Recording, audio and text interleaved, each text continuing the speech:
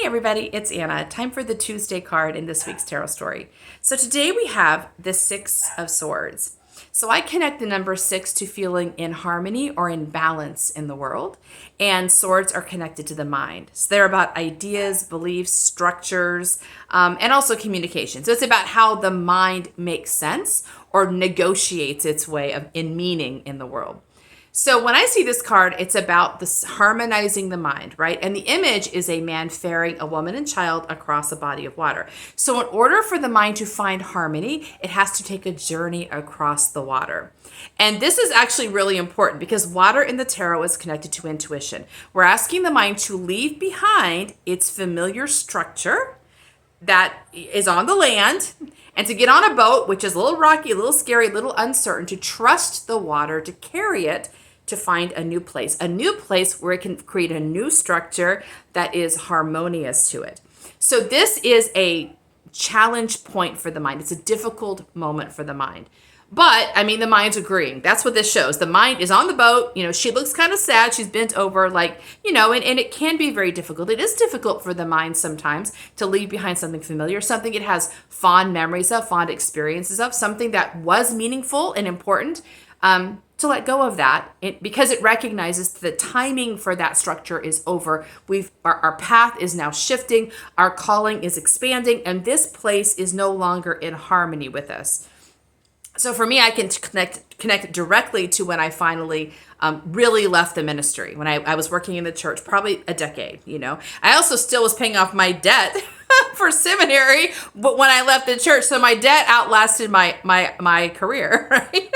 But I remember like the decision when it was time to leave, like really time to leave, you know, my mind did grieve. It felt a little sad because I loved the people and I believed in what I was doing. I did make an impact. I felt like there was fruitfulness there, but I also knew the timing of that was over. It was time for me to do something else. So at this point, the mind is agreeing to the transition without really knowing where it's going. It's trusting the intuition to carry it to the other shore. In the understanding that when it gets to the other shore, the mind will be able to create a new structure, right? So I talked yesterday about the Four of Pentacles and how it's about like being mindful of your physical strength, your physical energy, and like not wasting your energy, being a good steward of your time, energy, and resources.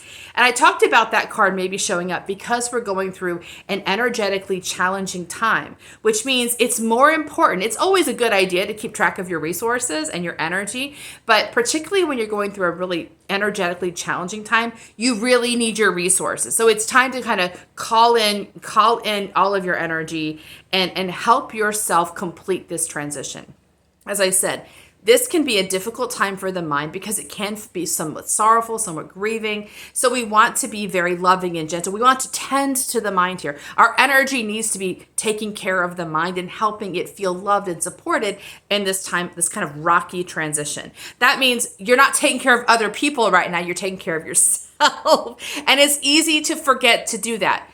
But in these two cards, I think that is the message. When you're going through transition, you are the one that has to take care of you. That also means nobody else can take care of you. They can offer support and love, but no one else can make up for the care you're not giving to yourself. Just like you can't make up for the care someone else isn't giving to themselves.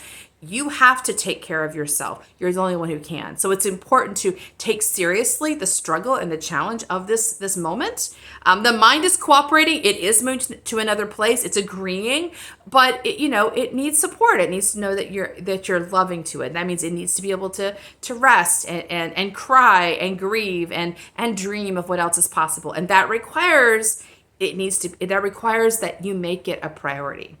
So that's our Tuesday card. See you tomorrow for our next one. Bye.